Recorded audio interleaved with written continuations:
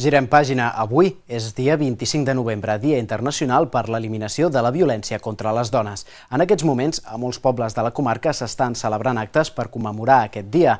Aquest matí, el sindicat Comissions Obreres ho ha fet a Granollers, on ha denunciat l'augment de casos d'assetjament sexual a la feina. Com cada 25 de novembre, el sindicat Comissions Obreres ha sortit al carrer per llegir un manifest.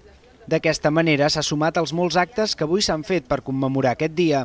El sindicat lamenta les retallades del govern per finançar les polítiques d'igualtat i recorden que a tot Catalunya han augmentat els casos d'assetjament sexual a la feina. Sí que hi ha hagut un increment aquest any de casos d'assetjament sexual i per raó de sexe.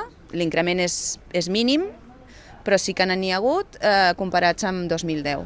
Des de la secció comarcal de comissions s'ha aprofitat la jornada per convidar dues representants del projecte Míriam. Es tracta d'una iniciativa del sindicat Vallèsà, que durant 10 anys ha donat suport a les dones que pateixen violència de gènere a Nicaragua.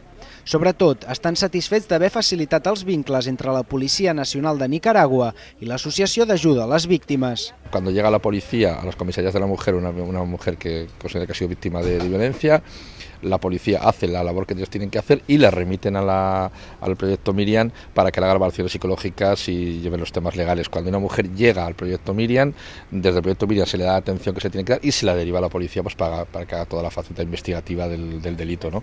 Aquest matí a la seu del sindicat s'ha fet una xerrada per intercanviar experiències entre Catalunya i Nicaragua sobre protocols d'actuació davant casos de violència domèstica.